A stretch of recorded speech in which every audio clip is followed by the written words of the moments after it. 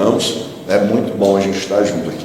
Amém. Eu também saúdo os irmãos com a paz do Senhor. Amém? Amém. Você já saudou o seu cônjuge com a paz do Senhor? Já falou quanto você o ama hoje? Eu sei que a gente corre, né? Eu não sei como foi a sua corrida para chegar até aqui, principalmente quem está preparando, né? Então fala como é bom estar do seu lado. Não tem companhia melhor essa noite para estar aqui comigo. Aproveita aí, já começa, né? Já começa bem.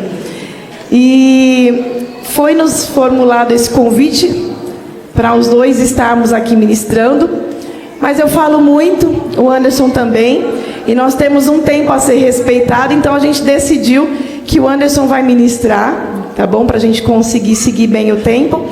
Mas um conselho que eu gostaria de dar para cada um: tira o seu colete à prova de conhecimento, principalmente bíblico, porque às vezes a gente fala, mas eles são mais novos do que eu. Sim, você tem muito mais experiência, só que tem coisas que a gente precisa ser lembrado. O que vai acontecer aqui hoje não é nada que ninguém saiba, são coisas que todos os dias a gente precisa ir lembrando, revendo, renunciando, e eu tenho certeza que tem uma palavra da parte do Senhor para os nossos corações nessa noite. Amém?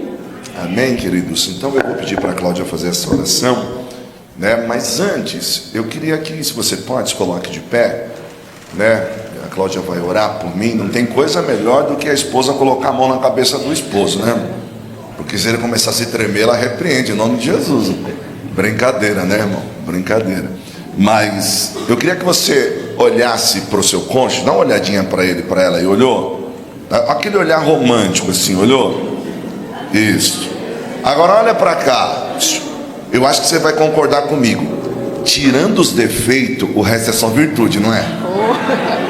É ou não é? Tirando os defeitos, o resto é só virtude. Então vamos fazer um combinado? Vamos começar a olhar mais para as virtudes do que para os defeitos? Combinado, irmão? Amém? Amém. Então tá bom, ora por nós, Cláudia. Amém? Vamos orar. Senhor, meu Deus e Pai, nós te agradecemos por esta oportunidade de estarmos aqui, Senhor, neste culto para casais, Pai. Quero pedir que o Senhor venha usar a vida do Anderson, Pai Santo, que ele seja o teu instrumento, o canal da tua voz até nossas vidas, e abra, Senhor, o nosso coração para receber tudo aquilo que o Senhor tem para nós, Pai. Nos livra, Pai, todo enrijecimento, tudo aquilo que nos venha tirar a porção que o Senhor tem para nós nessa noite, Pai. Abençoa cada um de nós como casais, como indivíduos, servos teus, Pai. Venha fazer a tua grande obra da maneira que o Senhor queira nesta noite. Nós pedimos e agradecemos em nome de Jesus. Amém. Obrigado, irmão. Podemos sentar, queridos? Eu quero ler com vocês Gênesis capítulo de número 2, do verso 21 ao 25. Se os irmãos quiserem pôr na tela, tá? Mas enquanto vocês colocam aí, nós já nos apresentamos, mas só a nível de informação a mais, né? Eu e a Cláudia, nós estamos juntos há 28 anos. 28 anos, mês de agosto agora nós vamos fazer 21 anos de casado, né? Hoje ainda nós conversávamos sobre isso, né? Somos pais de 3 filhos, Lucas, que vai fazer 19 anos segunda-feira, Rebeca, que fez 15, e a Hannah, que tem 9. Eu sempre erro a idade da Hannah e ela fica revoltada comigo, né? E olha que só tem 3, imagina se fosse mais, né? Então é um prazer estar com os irmãos. Eu costumo dizer que é uma grande mesa, tá? Por que uma grande mesa? Cada um de nós tem riquezas e pobrezas. Então quando nós sentamos à mesa, as suas riquezas suprem as minhas pobrezas, e as minhas riquezas suprem a sua pobreza, e nós estamos sentados numa mesa para aprender uns com os outros. Então, como a minha esposa disse, que você abra aí, né, esse colete, a prova de encontro de casal, porque já é um desafio chegar aqui, já é um desafio, principalmente a gente num contexto eclesiástico. Muitas das vezes os irmãos ficam assim, um tanto preocupados, o que será que vão falar lá, né? Mas eu não vou falar nada que você não saiba, mas eu perguntei para a equipe, né, da organização, se haveria só o público casais, né, para que nós tivéssemos uma linguagem mais aberta, né, nada vulgar, mas uma linguagem mais aberta para casais, tá bom? Então vamos ler Gênesis 2, do 21 ao 25. Eu vou ler na minha versão aqui, que diz assim, ó: Então o Senhor Deus fez cair um sono pesado sobre Adão, e este adormeceu. Tomou uma das suas costelas e cerrou a carne em seu lugar. E da costela que o Senhor Deus tomou do homem, formou uma mulher e trouxe a Adão. E disse a Adão: esta é agora ossos dos meus ossos e carne da minha carne. Esta será chamada mulher, porquanto do homem foi tomada. Portanto, deixará o homem o seu pai e a sua mãe, apegar-se-á a sua mulher, e ambos serão uma só carne. E ambos estavam nus, homem e a sua mulher, e não se envergonhavam. Amém? Às vezes tem versões que diz assim nesse último verso, assim, ó: ambos estavam nus, homem e mulher, estavam nus sem vergonha. Estavam nus e não se envergonhavam. Nus sem vergonha, é a mesma coisa? Não? Estavam nus e não se envergonhavam. Estavam nus sem vergonha. Não é a mesma coisa? Não sei, né? Você vai pensando aí. Aí você, não, é uma questão de interpretação. Como é que o senhor está lendo? Depois você vê, tá? É só para a gente pensar no texto, tá bom? Gente, curve sua cabeça, oremos mais uma vez. Pai, eu acabei de ler a tua palavra. Mais uma vez eu lhe peço, Senhor, fala conosco, de modo que o teu nome seja glorificado, Pai. É o que eu te peço, em nome de Jesus. Amém e amém. Queridos, a narrativa bíblica, ela vai nos dizer que tudo o que Deus fez era muito bom. Se você observar toda a narrativa da criação, você vai ver que o texto diz que tudo que Deus fez era bom. No entanto, no âmbito de toda a criação, Deus olhou algo e viu que algo não era bom. De toda a criação, o que foi que Deus viu que não era bom? Vocês lembram? Não era bom o quê? Que o homem ficasse só. E aí, Deus então vai fazer para o homem uma companheira.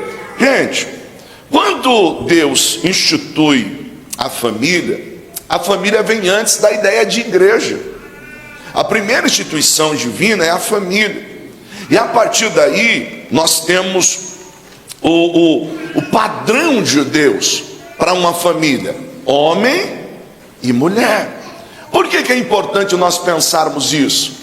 Porque nós estamos vivendo um contexto que existe alguns modelos que estão sendo criados, e alguém diz assim: é um novo modelo de família. Desculpa, biblicamente, o modelo de família é homem e mulher. Então, o verso 24 diz assim: por esta razão deixará o homem o seu pai e a sua mãe, se unir-se-á a sua mulher, e ambos serão uma só carne.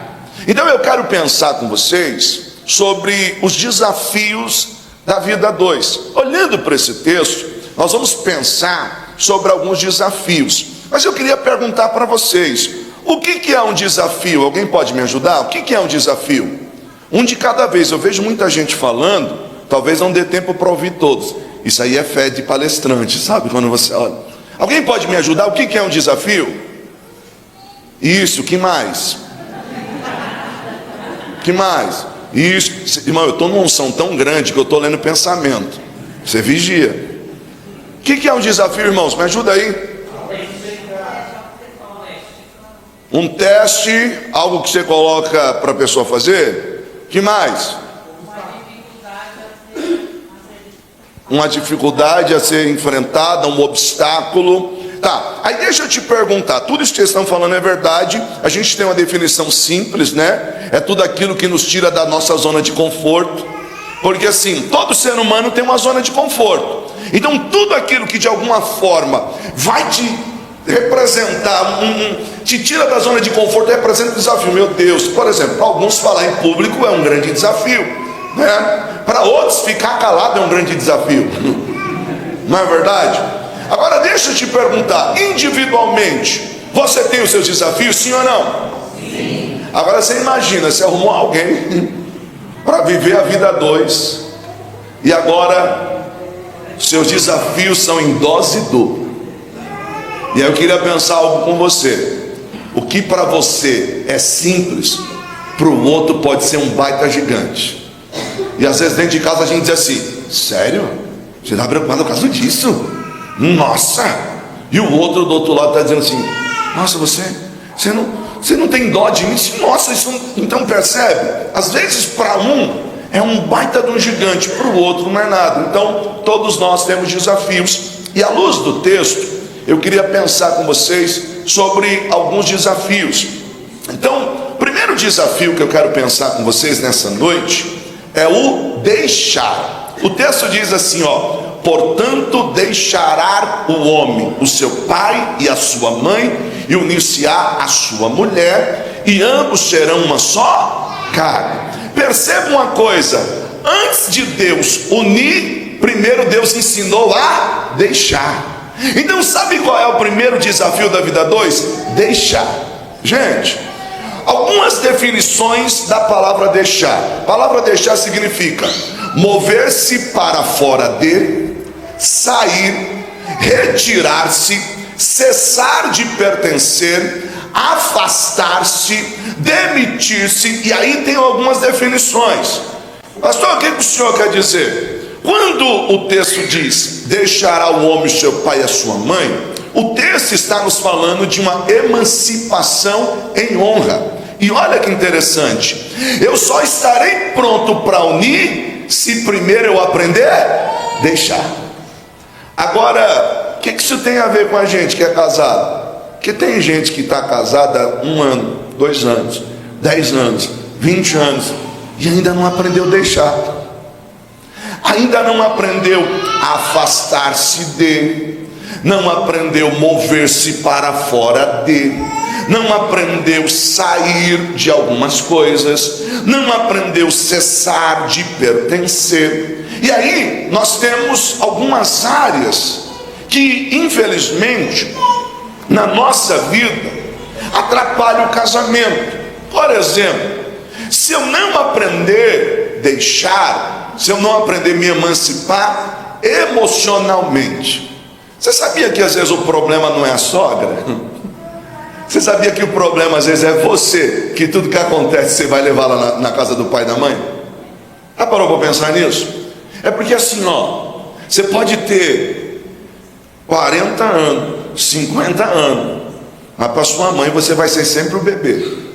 Aí você chega lá e diz assim: mãe, você não acredita que ela falou dessa vez. Mãe, a senhora não imagina o que ela falou. O problema é que depois vocês se acertaram, e a mãe está aguardando assim: quando ela vir aqui, ela vai ver só.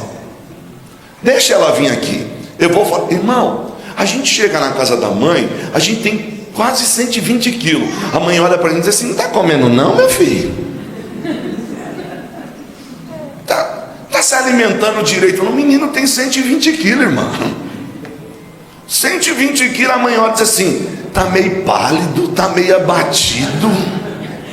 Então às vezes o problema não é a sogra, o problema é que a gente não emancipou emocionalmente. Então a gente está tentando unir, mas o que está dificultando unir é que nós não aprendemos a deixar. Eu costumo dizer, irmãos, que muitas das vezes a gente precisa aprender a deixar financeiramente. Mas como assim, pastor? Gente, olha que interessante. Não tem problema você estar apertado e você pedir uma ajuda se precisar.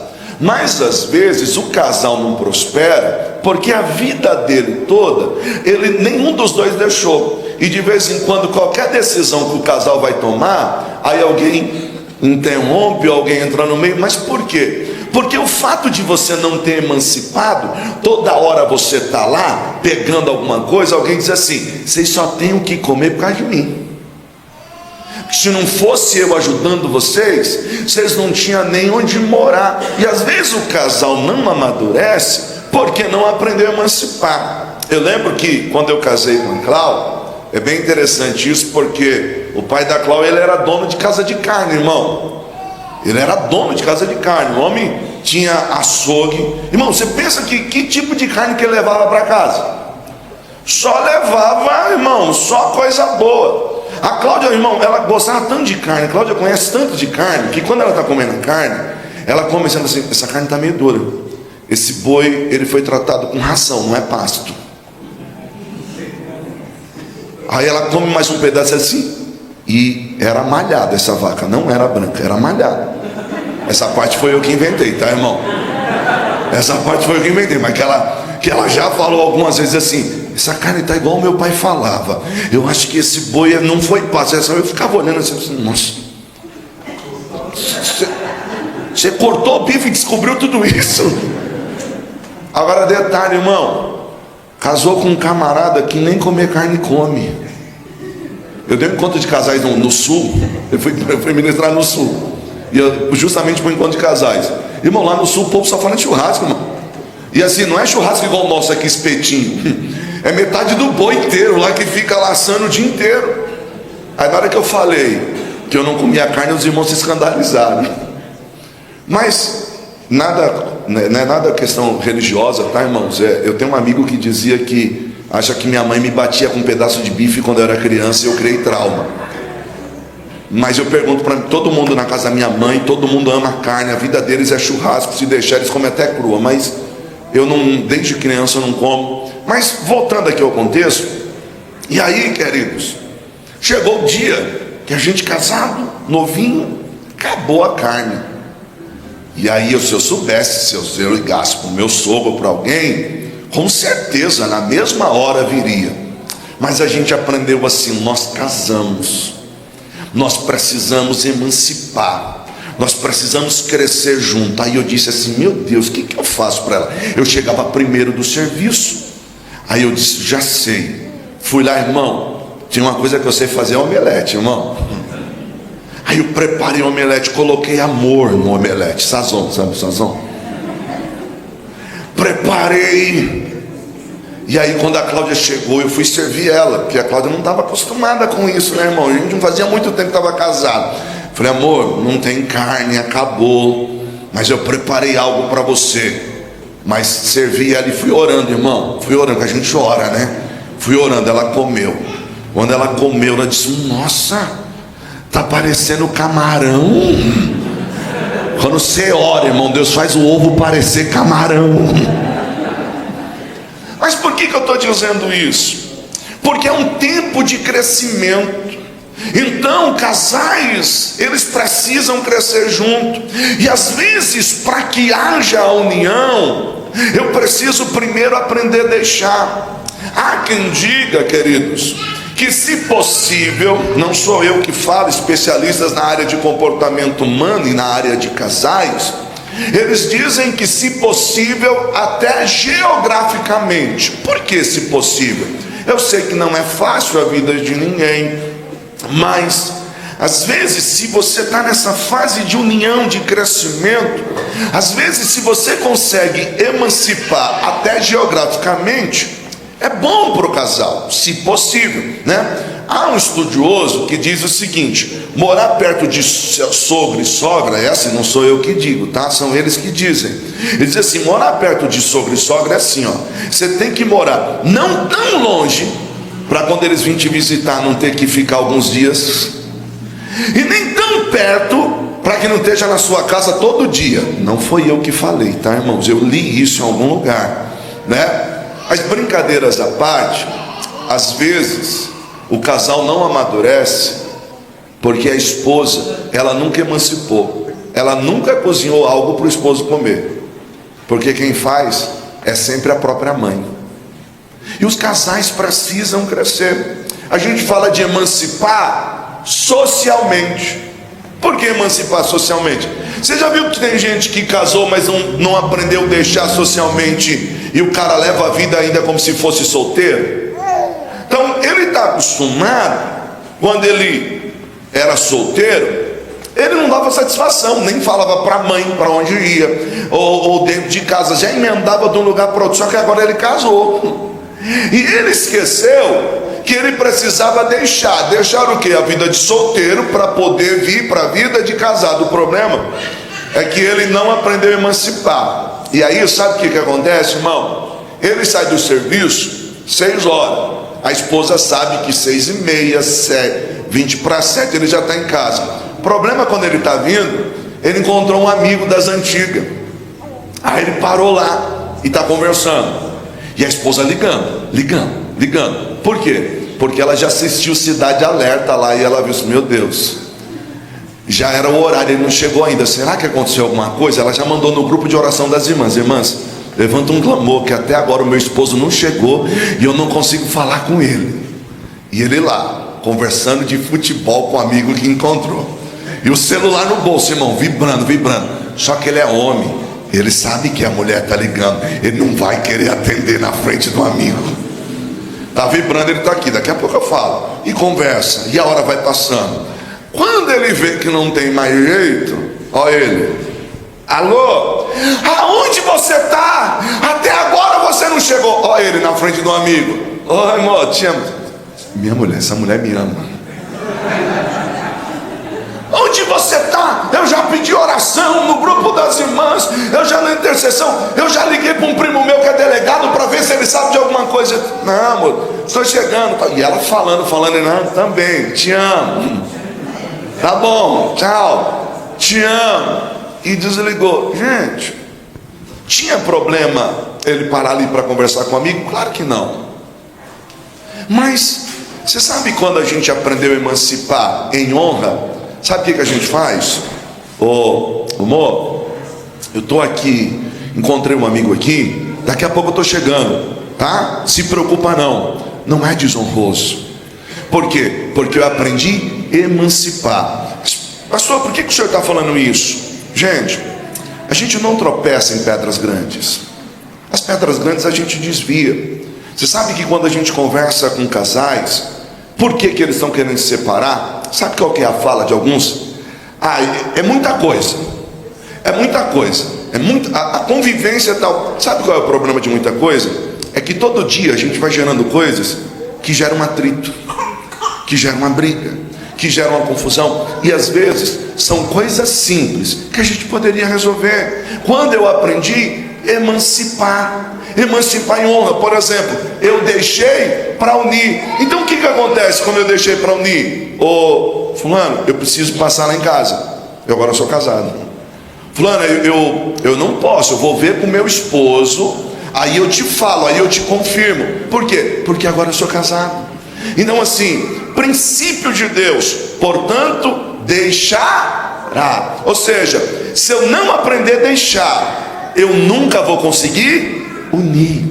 Gente, tem casais que passaram pelo cartório, que passaram pela cerimônia religiosa, mas nenhum deles ainda deixou. Então eu preciso aprender a deixar. Então que o Espírito Santo fale ao seu coração nesse primeiro desafio. O que você precisa mover-se para fora dele, sair de, deixar de pertencer. Por quê? Porque agora você é casado. Então assim, tem coisas que eu preciso entender que eu deixei para poder unir. Então o primeiro desafio é deixar. Agora é você que sabe o que você precisa deixar. Faça essa autoanálise. O que é que muitas das vezes tem gerado sempre o mesmo atrito? Por quê? Porque, gente, casamento, deixa eu dizer uma coisa para vocês, existe uma figura que define muito bem o casamento. O que é uma figura? Que figura é essa? Uma mala velha sem alça. Pensa numa mala velha. Pastor, o que tem nessa mala? Nessa mala tem a maneira que você foi criado, a cultura em que você foi inserido, aquilo que você tem por valores, aquilo que você acredita ser suas verdades. Lógico, biblicamente a verdade é absoluta, mas quando nós falamos em um outro contexto, muitas das vezes a verdade é relativa, porque cada um tem as suas verdades. Biblicamente a verdade é absoluta. Nós não estamos relativizando a verdade, não é isso. Mas aquilo que você toma por valores. Agora imagina, quando nós vamos unir, nós estamos falando de deixar. Agora imagina, queridos, você vem com a sua mala, ela vem com a mala dela. Então desses dois malas você tem que fazer um mala só. Quer dizer, desculpa, eu me expressei errado, irmão, perdão, viu? não me tome por ofensivo. Dessas duas malas, você tem que fazer uma mala só.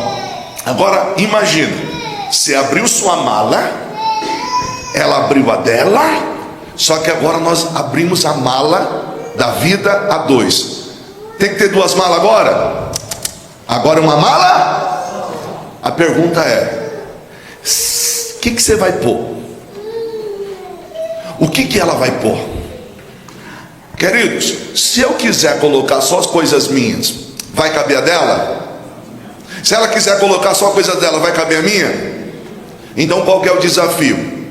É deixar, porque das duas malas tem que fazer uma mala. Então deixa eu lhe dizer uma coisa: tem coisa que não cabe nessa mala, e a gente está insistindo, mas não cabe nessa mala. Agora, irmão, irmã, deixa eu te falar algo. Tem coisa que vai levar na mala pro resto da vida, irmão. Tem coisa que não vai mudar. Irmão, cada um tem os seus costumes, os seus cacuetes, as suas, não é verdade?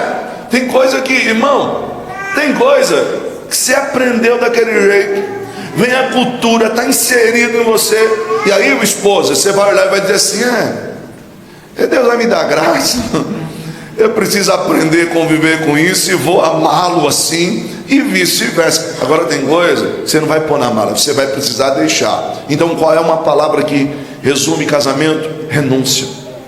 E aí nós temos uma máxima: eu não caso para ser feliz, eu caso para fazer alguém feliz. Então faz análise da sua mala. Assim, isso aqui ela não vai gostar, deixa para fora. Isso aqui vale a pena. Aí o outro, não, isso aqui ele não vai gostar. Não, isso aqui. E nós vamos juntar e fazer uma mala só. Então assim, você precisa aprender a deixar. Então o primeiro desafio é deixar. Qual que é o segundo desafio que eu quero pensar com vocês nessa noite? O segundo desafio é unir. Portanto, deixará o homem o seu pai e sua mãe, e agora unir-se-á a sua mulher. Irmãos, perceba que se a gente não separa, a gente não une. A ordem é lógica. Aí, quais são algumas definições de unir? Juntar, colar, ligar. Na sua raiz, essa palavra na raiz hebraica, ela traz a ideia assim: aquilo que se alcança com esforço, aquilo que se persegue até conseguir. Irmãos, você já parou para pensar o trabalho que dá para unir duas pessoas totalmente diferentes? Já parou para pensar nisso? Vamos aqui, me ajuda aqui, vocês que aqui estão, homens que aqui estão, queridos.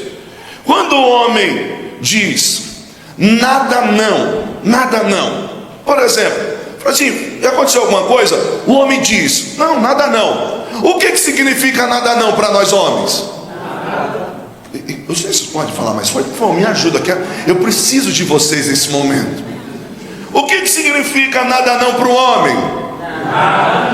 Legal. Agora,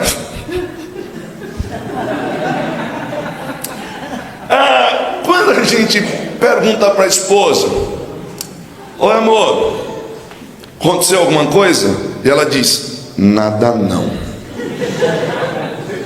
Irmãos que aqui estão, ou irmãs, o nada não da mulher quer dizer o quê?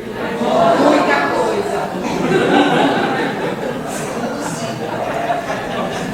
Agora, irmão, como é que nós unimos esse negócio? Por exemplo, então você pergunta para a mulher: tudo bem? Não, não foi nada. Aí o homem diz assim: então tá bom, você não vai me perguntar o que foi? Eu acabei de te perguntar, você disse que não foi nada. Uma outra palavra aqui, por exemplo, para o homem, homens que aqui estão, me ajudam. Quando o homem diz assim: você que sabe, homens, o que significa para nós você que sabe? Não é simples? Ô fulano, o que você acha? Aí você diz assim: você que sabe. O que significa? Você que sabe. Agora, quando a gente pergunta para a esposa assim, um exemplo, vou dar um exemplo.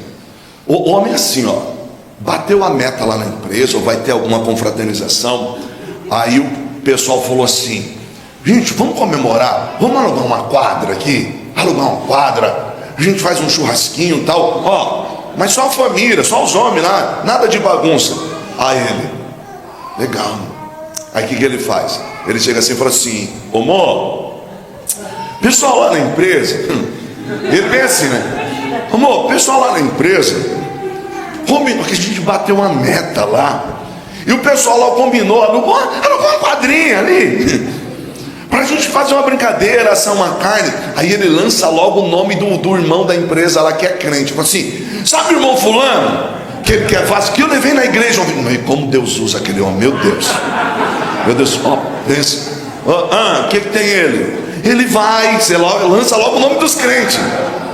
Ele vai, sabe aquele que canta? Nossa, meu Deus, como aquele irmão canta lindo. Vai também. Aí eu tô pensando em ir também. Que? Eu tô pensando em ir. Afina a voz assim. Eu tava pensando em ir também. O que você acha? Aí a resposta dela é o quê? Você que sabe. Quem tem ouvidos, ouça. Você que sabe. Pastor, o que significa o você que sabe? Você que sabe do homem é você que sabe. E o você que sabe da mulher? É mais ou menos assim. Olha ela. Você está casada comigo tempo suficiente para saber que eu não gosto que você saia com o pessoal da empresa. Eu não gosto que vocês combinem esse negócio de churrasco.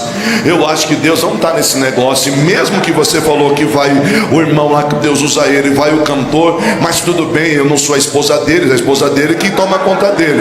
Mas como eu quero evitar uma briga, uma discussão, para evitar discussão, porque a gente está saindo para o culto, então eu vou dizer...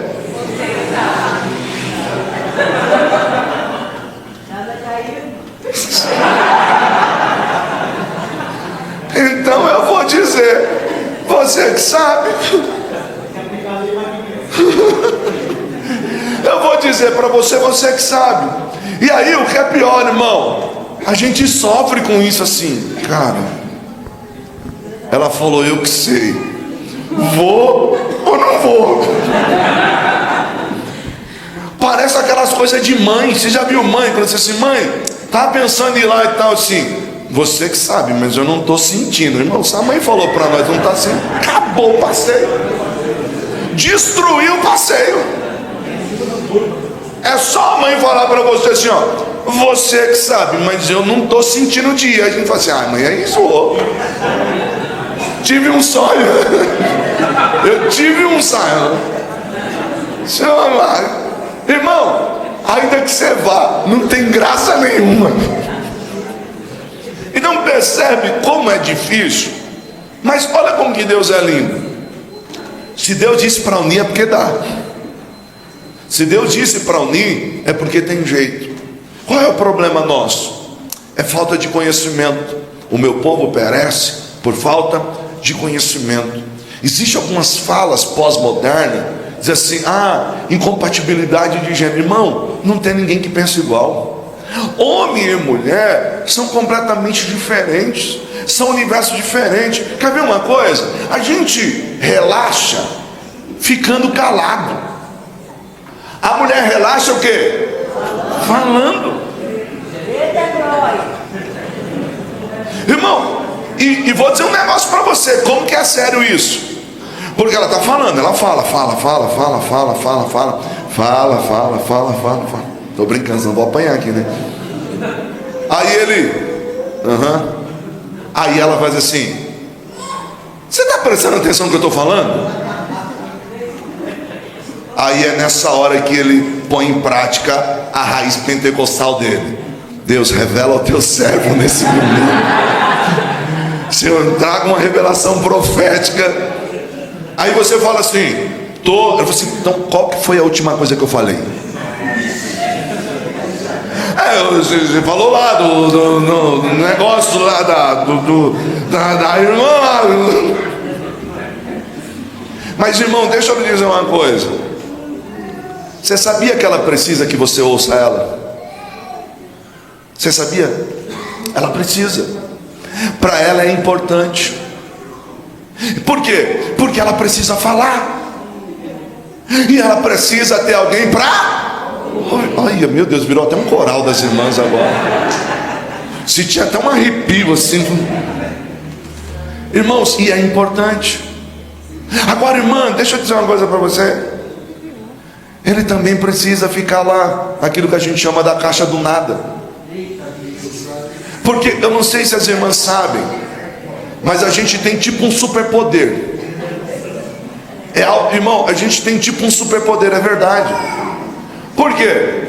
Porque a gente consegue ficar olhando para o além. E quando ela pensa assim, você está olhando para onde? Assim, nada. Aí ela fala para nós assim, você está pensando no que? A gente diz, isso para ela é impossível. Ela não consegue. Ela olha assim, não é possível. Sem falar que quando você está lá olhando para o além, ela fala assim, é agora que eu vou pegar ele. Eu quero ver para onde ele está olhando. Está olhando para onde? Isso decepciona. A gente diz assim, nada. Irmão, a gente tem um dom. A gente pega o controle da TV e fica assim, ó. Tá. Aí ela chega e diz assim, tá assistindo o quê? O que a gente responde? E o que é pior? Ela quer um tempo de qualidade. Ela senta do lado. Aí a gente tá lá.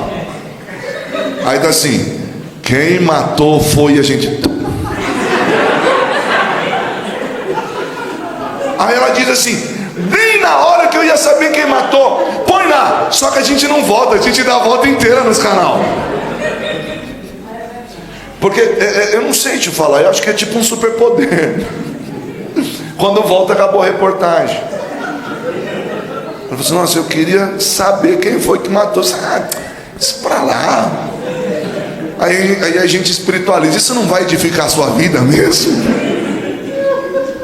Irmãos, são coisas que não acontecem só na minha casa, acontece na sua. E sabe qual é o problema nosso? A unção está forte aqui, irmão.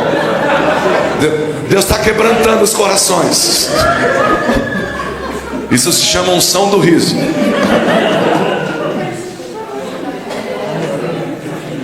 Gente, olha que interessante. Nós estamos falando sobre unir.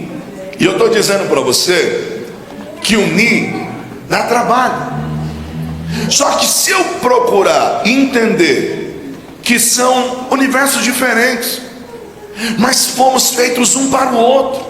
Deus nos fez para dar certo. Olha para o seu cônjuge e diz para ela assim, ó, Deus nos fez para dar certo. A gente só precisa, irmão, tirar alguns ruídos da comunicação. Porque tem irmã que às vezes fala assim, porque o meu marido, porque o meu... Irmã, você acha que é só o seu? Aí o esposo vem, não, porque a minha mulher. Irmão, são situações que nós somos diferentes de propósito e com propósito. Tem um propósito tudo isso. Por exemplo, irmão, olha que interessante. Quando a esposa, ela tem habilidades que o homem às vezes não tem. Então, por exemplo, eu costumo dizer que a esposa está ali, está o filho pequenininho, ela está aqui balançando ele no carrinho com o pé. Aí o outro está lá e ela está fazendo comida e conversando no telefone. Aí o filho diz assim, mãe, onde está tal coisa? Ele diz assim, na terceira gaveta embaixo. Peraí, fulano. E aqui balançando, bebê, e cozinha. E fala, então, irmã, não, vai ter o agosto lá, a família, agosto de Deus, aí você precisa ir. E tá, ela está conversando, daqui a pouco o esposo diz assim, mãe, cadê minha carteira? Coloquei na gaveta. Não tá. Eu acabei de ver lá, não tá. Ela fala assim, só um minutinho, irmã. Aí deixa as coisas lá. Aí vai lá, abre a gaveta, pega a carteira. Irmão, se a gente não fosse crente, nós homens, é bruxaria. É bruxaria. Homens que aqui estão, a gente foi olhar na gaveta, sim ou não? Sim. Tava.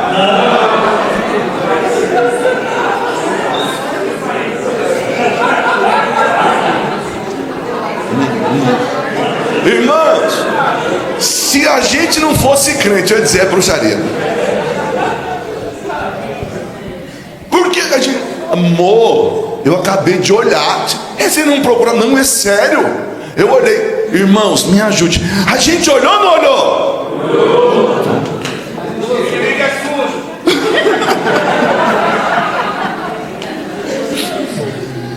Irmão, eu não sei, algumas coisas é mistério no casamento. Mas olha que interessante, Deus faz dar certo. Deus faz dar certo. Então assim, às vezes são coisas que a gente está rindo agora, mas você percebeu que às vezes dá uma baita de uma discussão dentro de casa? Você acabou de ver, irmã, que não é só seu esposo que não acha a carteira. Só que às vezes coisas pequenas levantam uma baita de uma discussão. Levanta, irmão, e o ambiente familiar às vezes fica insuportável. Eu lembro na minha época, né? A gente ficava na rua, né? Não gosto de falar a palavra moleque, né? Mas a molecada lá na rua. E aí eu tinha um amigo que ele era da igreja, a mãe dele era, né? E o pai dele não era. O pai dele não era cristão. E a gente sentava lá na calçada. Aí o pai dele pegou e saindo e falou assim: ô fulano, vou pro bar, eu não aguento, cara. Sua mãe é muito chata, eu não aguento ficar em casa, eu vou pro bar. Não é uma justificativa, né? Mas desde que eu vi aquela cena, eu fiquei pensando, porque eu sempre vi o meu pai fazer de tudo para chegar mais cedo em casa. E eu vi às vezes os pais dos meus amigos fazer hora na rua para não chegar em casa. Gente, o seu lar tem que ser aquele lugar que você, nossa, como é bom estar aqui. Então nós temos que pedir a Deus para fazer do nosso lar um lugar melhor. Irmãos, eu acredito que sim, você já teve a experiência de passear e de ir para um lugar muito gostoso. Deus já nos deu algumas oportunidades de ir para o Hotel Fazenda, né? Já fui com a minha família algumas vezes. E é muito gostoso, irmão, porque nós fomos em um recente, 4 refeições, irmão. Eu abro o buffet, 7 horas da manhã tem café da manhã, meus filhos falam assim: pai, vamos brincar. Assim, calma que eu ainda estou comendo. Aí, você nem fez a digestão, já tem um almoço. Daqui a pouco tem um café da tarde, e é maravilhoso. Você está lá passeando, você coloca lá na porta do quarto, lá, por favor, arrumar, entra alguém lá e arruma, e faz na cama lá para você, põe com a toalha, faz um cisne, faz um negócio. Mas irmão, fala a verdade, você pode ter ficado 3 dias, 5 dias, mas quando você chega em casa, assim, ai, como é bom estar em casa, não é? Aí você deita na cama e assim: nossa, eu já estava até com saudade dessa parte mais baixa da minha cama. Porque tem alguns casais que é assim, irmão. Quando o esposo levanta primeiro, se a esposa rolar para assim, alguém não ajudar ela a sair, ela não consegue não. O cara diz: gente, alguém me tira desse buraco da cama. Mas por mais simples que seja, como é bom estar em casa. Só que infelizmente, se nós não aprendemos da parte de Deus deixar um ambiente gostoso, irmão, um ambiente só de briga. E você percebeu? A carteira é motivo para a gente brigar. Uma carteira é motivo. Uma palavra mal compreendida é motivo para a gente brigar. E a gente precisa tomar cuidado com isso. Por quê? Palavras para o homem e para a mulher no dicionário simples da vida cotidiana tem significados diferentes. Por exemplo, para o homem, quando a esposa diz para ele assim: ai, você está fofinho, ele gosta, sim ou não? Agora, se você fala para a esposa: nossa, amor, você está fofinha,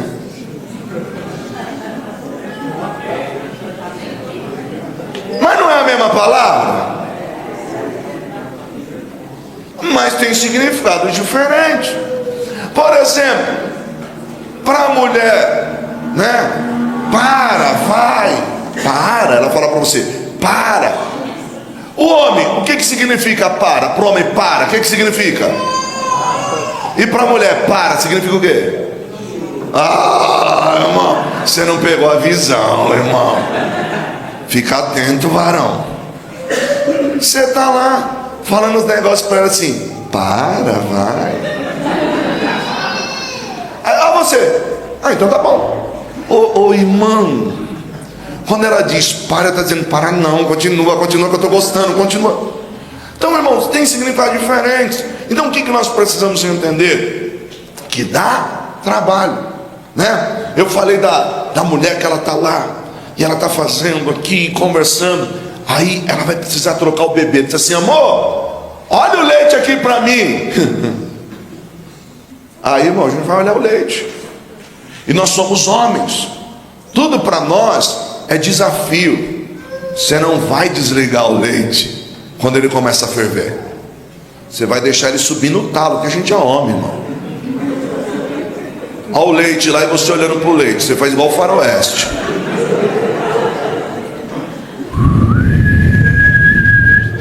E o leite lá. Tá subindo. Tá subindo. Derramou. Aí ela vem. Uma coisa que eu te peço. Eu estou fazendo isso. Estou fazendo aquilo. Eu só te pedi uma coisa. Eu estou usando o exemplo do leite. Mas deixa eu dizer uma coisa para você. Você sabia, irmã, que Deus te deu uma graça muito grande? Que Deus te deu um governo que é próprio de Deus dado à mulher. E a mulher está ali mesmo, ela está conciliando entre o marido, entre os filhos, e ela está ali, ela fala assim, meu Deus, parece que eu tenho que intervir, e aqui, ela segura aqui, às vezes um está mais descontrolado aqui, ela vem abranda desse lado, e quando a partida vai no outro, diz assim, não, seu pai falou assim, mas ele tem razão, mas ó, você também e tal. Daqui a pouco ela vai para o esposo e diz assim, amor, eu acho que você pegou meio pesado, vai mais devagar, não estou dizendo que você está errado. Quer dizer, Deus deu essa graça. Então nós precisamos entender que nós estamos no mesmo time. Nós fazemos parte do mesmo time. Por que dá trabalho unir? Gente, dá trabalho unir porque passa até pela área sexual. Eu costumo dizer que isso é falado acerca de Lutero, que Lutero diz que em 1 ano de casamento ele se santificou muito mais do que em 10 anos de monastério. E você conhece a história de Lutero? Ele era um monge, estudava para ser um padre. Então assim, ele diz, em 1 ano de casamento ele se santificou muito mais. Por quê? Porque passa pela área sexual. Agora, irmãos, casais que estão juntos, mas ainda não conseguiram se unir, principalmente sexualmente. Isso é um problema. Por que é um problema? Porque talvez a gente não entendeu o ambiente ou o universo do homem e da mulher. Queridos, a gente, lógico, o pessoal sempre fala assim, mas isso é uma fala de encontro de casais. Mas na verdade, o sexo para a mulher começa de manhã. De manhã. Não adianta eu ser grosseiro com ela o dia inteiro. Não adianta eu ser áspero e chegar à noite e falar assim, e aí, hoje tem? Sim, tem o quê? Você sabe o quê? Coisar. E ele é tão romântico que ele diz assim, coisar. Mas assim, vem aqui para você ver o coisar. Né? Por que, irmão? Porque para o homem é diferente. Ah não, mas a mulher também tem um prazer. Lógico que tem, queridos. Mas o que a gente precisa entender? A mulher tem o lance do afeto. A gente costuma dizer o seguinte, a mulher, ela tem todos os seus departamentos interligados por uma força chamada emoção. Então assim, vocês estão no momento íntimo, está lá no momento íntimo, O filho no quartinho do lado tossiu. Irmão, ela, ó você, foi nada não, foi nada não. Foi nada não. Ela, não, amor, não, eu preciso dar uma olhada lá. Não, ele está bem. Ó, homem, é seu filho, você ama ele, mas nessa hora você diz, tanta hora para tu tossir, tanta, oh, menino. Agora, irmão, sabe por quê? É como a gente diz, o homem, ele está numa caixa que a gente chama de caixa do sexo. Eu costumo usar o exemplo de um grande fichário. Então imagina aqueles fichários antigos dos gavetão. Então, irmão, ele abriu uma gaveta, ele está só se importando com o que está naquela gaveta. A mulher não.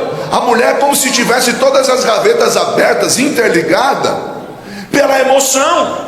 Então, assim, aí ela, tá bom, eu acho que ele aquietou. Aí você está lá. Daqui a pouco, espirra. Não, preciso ir lá ver ele. Você volta. Aí eu não sei, não, eu volto, eu não sei. Mas preciso ver ele lá.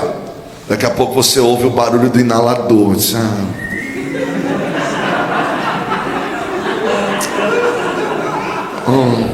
Ó você, ô Senhor.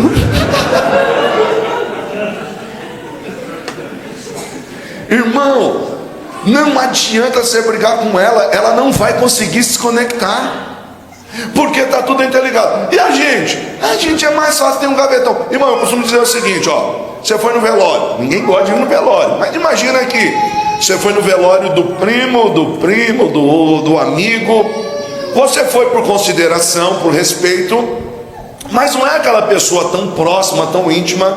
Então assim, você foi lá em honra, tal.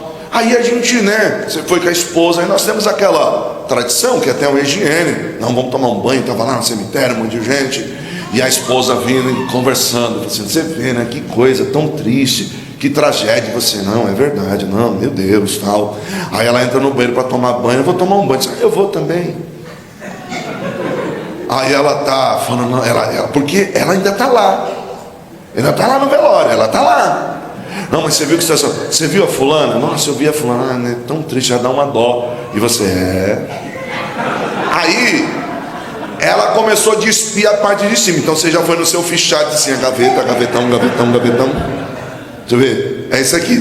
Irmão, a gaveta do defunto você fez assim, ó. Puxou o gavetão lá. Aí ela tirou a parte de cima e falando, e você Quando ela tira a parte de baixo, ela fala assim, o defunto, você está dizendo assim, antes dele do que eu. Aí você vem, ó você, como quem não quer nada, eu vou entrar aí também. Me perdoa, pastor, acho que eu não volto mais. Ó, Jesus está transmitindo. Aí você, dando aquela encostadinha. Que isso?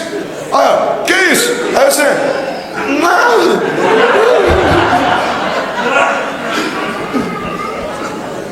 Ela diz assim, eu não acredito que você está pensando nisso numa hora dessa. Tá ou não tá? Tá, irmão. Tá. E vou lhe dizer, e se desse certo, o homem ia ficar feliz, hein? Mas é porque ela é fria? Não. É porque ela não me quer? Não. É que para ela, querido, tem que haver uma conexão, tem todo um trabalhar. Irmãos, pensa nessa. Nós temos a carteira. Agora já pensou na bolsa de mulher? Tá tudo ali junto. Assim, tem um remédio para dor de cabeça? Pera aí que eu sei que tem. Tem um remédio para cólica? Tem. Não, o que se abrir ali? Pessoal, tem alguma escada aí? Alguém tem uma escada? Pera aí, deixa eu ver se. E é possível ela começar a montar, daqui a pouco você tem uma. Está tudo junto. A gente não. Então assim, mas é ela? Não. Deus nos fez diferente, de propósito e com propósito. Então o que eu preciso entender? Eu preciso enxergar o lado dela. Então assim, começa pela manhã. Nossa, amor, você está linda, olha, Deus abençoe o seu dia, seja carinhoso. No meio do dia manda uma mensagem assim: estava pensando em você. Aí ela: pensando no quê? Aí ela disse assim: nem te conto. Irmão, o jogo da sedução a gente não pode perder. Problema nosso, irmão, é que com o passar do tempo, às vezes a gente vai perdendo. Às vezes nós vamos perdendo tudo isso e não podemos perder. Então assim, é importante, é de suma importância que nós devemos trabalhar esse lado. Então assim, eu preciso pensar no lado dela. Então um ato carinhoso, eu preciso desarmá-la muitas das vezes. Por quê? Porque essa alta tensão, imagina, um dia estressante, preocupado como que foi o filho na escola, preocupado com isso, com aquilo, e aí ela não consegue se conectar. Aí é onde você entra, falando assim: não, relaxa. Ela disse: não, mas não vou prometer nada. Não, fica tranquilo, vou fazer uma massagem em você. Simão, mas eu não. Você acha que quer alguma coisa? Isso aqui é por amor. Faz uma massagem no pé. Ela diz assim, aí vai desarmando. Ai, que gostoso. Ai, glória a Deus. Deus abençoe sua vida. Porque a gente é crente, né? Ai, Senhor, obrigado, meu Pai. Ai, como Deus é lindo. Eu orei tanto. Você está lá, faz a massagem. Daqui a pouco assim: você quer ficar mais à vontade? Deixa eu te ajudar. Vou fazer a massagem aqui. Aí para você sobe um pouquinho, quando era hora você volta lá para baixo. E vai, tem que construir, irmão. Tem que construir. Às vezes a gente deixa a coisa muito assim, muito pesada. E você sabe que às vezes, por conta de uma espiritualidade ou uma religiosidade que não é espiritualidade, mas é um espiritualismo, melhor dizendo, longe daquilo que são o princípio das Escrituras. Então há uma religiosidade vazia. Eu estava ministrando numa igreja, numa cidade, e era uma palestra para obreiros, e o pastor no final me chamou e falou assim: pastor, o senhor fala só para homens? Eu falei: fala, a gente fala. Ele falou: porque eu estou com um problema aqui com os meus obreiros. Eu falei: o que foi? Ele disse assim: a gente teve um chá de mulheres, e tinha aqui uma palestrante, uma irmã, e tinha uma caixa de perguntas, o pessoal colocou, e teve uma irmã aqui da minha igreja, que falou que preparou todo o cenário em casa, né? Como vocês fizeram, pétalas. Então a irmã foi lá, colocou um tapete, jogou pétalas, fez lá um coração na cama. E detalhe, hein? Comprou uma lingerie vermelha e ficou lá toda esperando o esposo chegar. Aí o obreiro foi entrando, olhou, e a irmã fez, né? Adornou tudo. Quando ele olhou para a cama e viu a esposa deitada lá com a lingerie vermelha, disse assim: está repreendido, pombagira.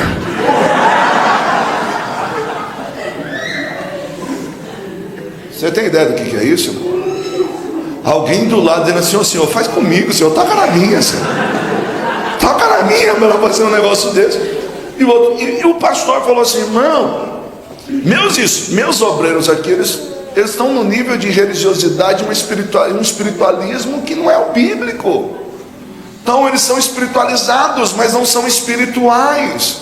Então às vezes a gente confunde as coisas. Então é muito sério isso, irmão. São tantas histórias que a gente ouve, histórias verídicas, de pessoas que, por exemplo, um presbítero, ele tinha um momento íntimo com a esposa, e depois ele saía de lá e ia orar, pedir perdão a Deus. Estava ouvindo um pastor especialista na área de família, um grande homem de Deus. Ele estava dizendo que no começo da sua conversão, ele sempre foi um homem muito fervoroso, E quando ele aceitou a fé, ele veio com muita força, e o seu testemunho era muito forte, começou a ser convidado para dar os seus testemunhos, isso, aquilo, e começou, agora eu estou pregando. O problema é que ele deixou a esposa de lado. A vida sexual deles, num ano, eles tiveram 4 relações, em um ano, 4 momentos íntimos, e a esposa veio para o evangelho, mas a vida sexual deles travado. E aí, essa mulher, quando eles iam ter um momento íntimo, ela sentia uma dor enorme. Passou no médico, fez todos os exames, e para a glória de Deus, esse médico era um médico cristão, cheio do Espírito Santo. Quando entraram na sala, o médico falou para ela assim: a senhora não tem nada. E ela falou assim: como assim, doutor? Eu sinto uma dor. Ele disse assim: eu não disse que você não tem dor, eu disse que você não tem nenhum problema. E aí ele falou com ela assim: você está tomando um monte de remédio que você me passou, mas nós fizemos os exames, você não precisa tomar esses remédios. Não, você não precisa. Você não tem nada. Mas a senhora pode sair da sala, que eu preciso conversar com seu esposo? Claro, e ela saiu. Ele pegou e falou assim: deixa eu te falar uma coisa. O que a sua esposa tem, ela criou uma trava emocional, por conta de vocês ficarem muito, e para ela não se frustrar. Então quando vai ter um momento, vem algo, está ligado ao emocional, e realmente vai gerar essa dor, porque gerou algo psicossomático, algo que aflige ela. Então, primeira coisa que você precisa fazer é pedir perdão para sua esposa, e você precisa reconquistá-la. Você precisa fazer tudo diferente, porque a sua esposa agora, ela precisa de um carinho especial, porque o momento para ela, em vez de ser um momento prazeroso, tem se tornado um momento traumático. Ela criou um bloqueio, não fazia, travou. E esse pastor conta que foi a melhor coisa que ele fez, mas foi um processo de reconquistar a sua esposa, para que eles tivessem um momento íntimo especial. Irmãos, a gente precisa entender uma coisa: a mente humana, de maneira bem simples, eu sei que pode ter profissionais aqui da área, mas a gente trabalha assim: ME, memória existencial, e a MUC, memória de uso contínuo. ME, memória existencial, tudo aquilo que eu vivi, em todas as esferas da minha vida, desde o ventre materno, memórias que vêm desde o ventre materno, está tudo arquivado no nosso córtex cerebral. O ser humano não tem uma tecla delete, no entanto, não está esquecido, mas está arquivado. É bem verdade que uma música, um cheiro, algo que você vê, você já viu aqueles momentos nostálgicos que você vê algo e parece que, nossa, eu lembro disso quando eu era criança, meu Deus. Pode abrir uma janela light, ou pode abrir uma janela traumática. Então uma lembrança pode criar algo. Agora, o que é a MUC, memória de uso contínuo? Trabalho, igreja, isso, aquilo, ou seja, é aquilo que você está fazendo.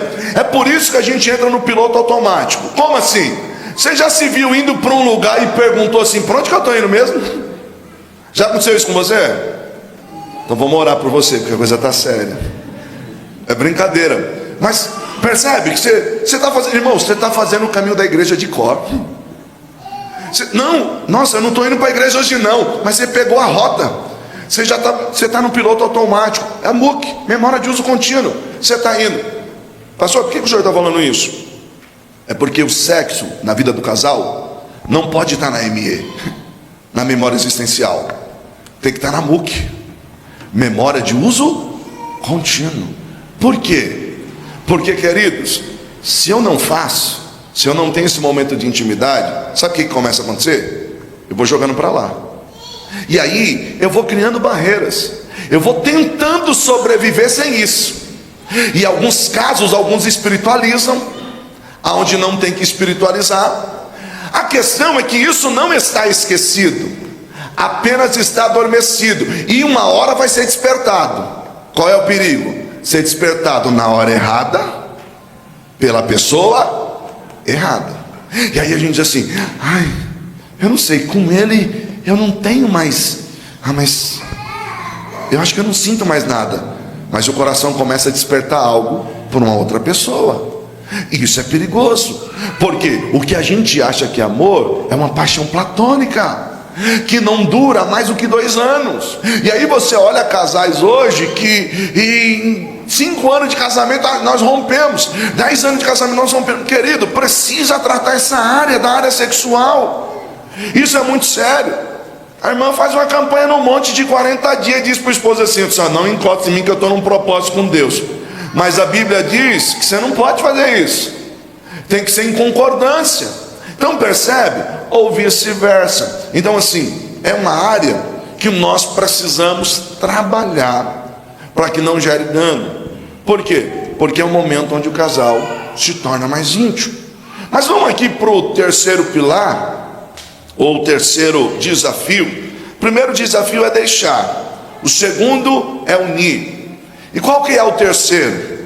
O terceiro é tornar-se uma só carne. Perceba? Portanto, deixará o homem seu pai e sua mãe, unir-se-á a sua mulher, e ambos serão uma só carne. E o que é esse terceiro desafio? União física com perdas de direito. União física com perda de direito. Por quê?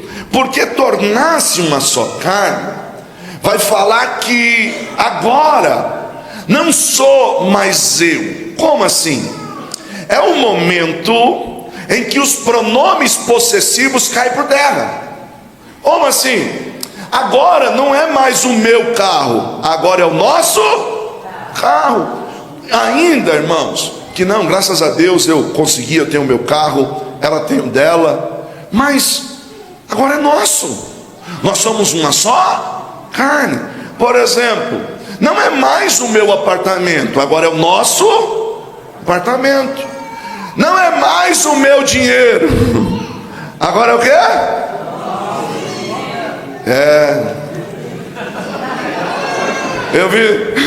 Eu vi os irmãos assim, em contrapartida vi umas irmãs dizendo assim: nosso dinheiro. Eu pensei que ela ia até cantar um hino d'água: nossa esperança é essa. Agora o dinheiro, nosso dinheiro. Eu falei, então. Mas irmãos, olha que interessante. Homem só deixa de ser possessivo quando é o filho. Porque aí ele diz assim: amor, vem aqui ver o que o seu filho fez. Aí ela vem e diz assim: é meu só? Eu fiz sozinha? Eu fiz sozinha? Mas é um momento, irmãos, que nós nos tornamos uma só carne. E aí eu volto a pensar com vocês um pouquinho de novo nessa questão da vida, e principalmente da vida sexual. Você sabia que nem o corpo mais é só seu? Nem o corpo mais é só seu? Tem como aí colocar 1 Coríntios 7 aí? Tem como colocar para mim a mídia aí? 1 Coríntios 7, coloca do 3, e a gente vai lendo o 3 e o 4. Será que a gente consegue? Coloca aí para mim. Ó, vamos lá, pode colocar. Isso, ó. O marido pague à mulher a devida benevolência, e da mesma sorte a mulher o marido. O assunto aí é sexo. Então deixa eu lhe dizer uma coisa: sexo é dívida. Sexo é dívida. Tem bom pagador hoje aqui? Então depois você varão, você vai falar para ela assim: amor, tô devendo alguma coisa, que hoje eu tô com uma vontade de pagar minhas contas.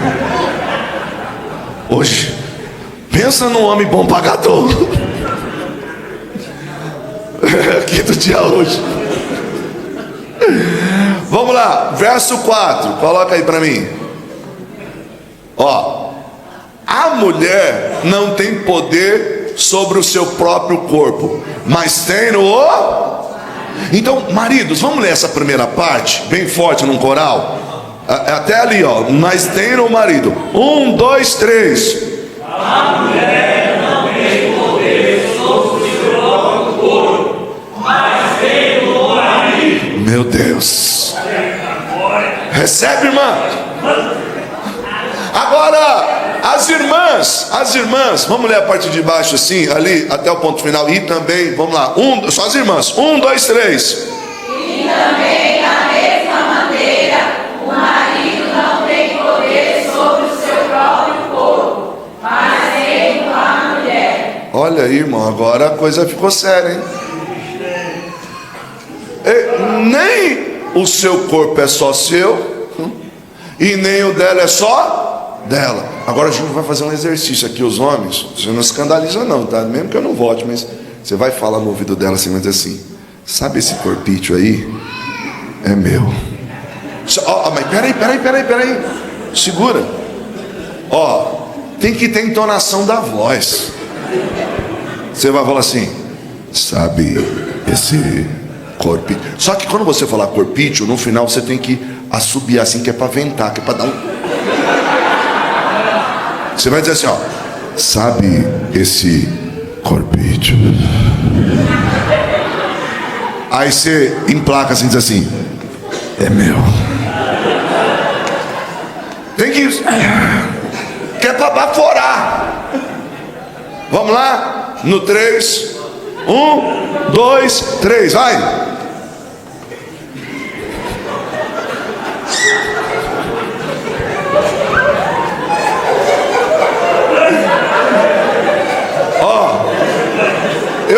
Eu não sei se eu vi bem, mas eu achei que tinha uma irmã que estava tendo tique. Eu não sei se eu enxerguei bem, mas eu vi uma irmã assim.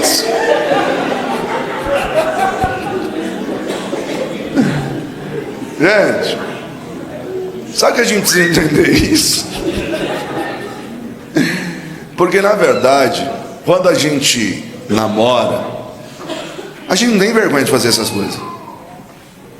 A gente brinca e tal. Mas depois que casa, às vezes, deixa de ser bobo. Para com isso. Irmão, você percebeu que quando a gente namora, tudo é no diminutivo, as palavras são diferentes, né? Amorzinho, tchutchuquinha, como é que você chama ela? Eu não sei, né? Mozinho, não sei. Os animais, por exemplo, quando namora, gatinho, ursinho, ursinha. Depois que casa, você reparou que os animais mudam? Quando namora, me fala aí um exemplo de um animal. Quando namora, gatinha, não é? Agora depois que casa, me fala um exemplo de um animal. Jumento, cavalo. Agora, outro dia eu estava dando encontro de casais, a irmã falou boi, eu falei, tá repreendido. Não foi não. A irmã gritou lá, boi, eu falei, tá repreendido, não. Eu sei que os animais mudam, jumenta, de vez em quando anta. Mas não podia ter. A pergunta que eu vos faço é, por que mudou? Por que mudou? Não era para mudar. Pelo contrário, era para melhorar. Então você percebe, por exemplo, namora. Olha, amor, tá vendo o que? A lua. Cadê? Ali, ó, a lua. Depois que casou, você viu o que? A lua. Nossa, uma lua desse tamanho. Você não viu? A gente muda, né? Namora, tropeçou. Ai, vem cá, deixa eu dar um beijinho e tal. Aí quando casa, tropeçou assim, tá cega, não viu não? Não era para mudar. Então assim, gente, tornar-se uma só carne é um grande desafio. Por quê? Porque é totalmente perdas de direito. Mas o que a gente precisa entender? Que tem casais que não tem problema, irmãos, em tornar-se uma só carne. Tem casais que não tem problema com isso. E glória a Deus por isso. Tem homem que diz assim, não, eu graças a Deus, que é meu, é dela, eu entendi que nessa parte de administração ela é melhor do que eu. Ou o outro diz assim, não, eu entendi que ele é melhor. E nós estamos muito bem. Agora, existe um perigo que nos rodeia. E qual é o perigo que nos rodeia? É que o ser humano, ele tem a capacidade de atingir aquilo que a gente chama de zona de conforto muito rápido. Então assim, o ser humano, ele é de fácil adaptação e ele pode se acostumar a um ambiente. E eu sempre gosto de usar como exemplo, imagina que você tem uma certa dor, joelho, seja onde for, e aí, gente, olha que interessante, a partir dessa dor que você tem, você vai ao médico, e o médico simplesmente diz para você assim, escuta, o senhor vai ter que conviver com essa dor, porque essa dor é crônica, e você vai ter que conviver com essa dor. Sabe o que vai acontecer com você? Primeiro mês você vai estranhar, segundo mês, mas no terceiro mês alguém pergunta para você, e a dor? Sabe que tem hora que eu nem lembro? Você aprendeu a conviver com aquilo. Mas por que eu estou falando isso? É porque tem hora que o casamento ele entra naquilo que a gente chama de zona de conforto. E aí você vai vivendo um momento assim de frieza. E aí eu preciso dizer algo muito sério. É possível nós sermos fiéis uns aos outros e não sermos mais íntimos. É possível nós dividirmos a mesma casa, é possível nós dividirmos as contas e não sermos mais íntimos.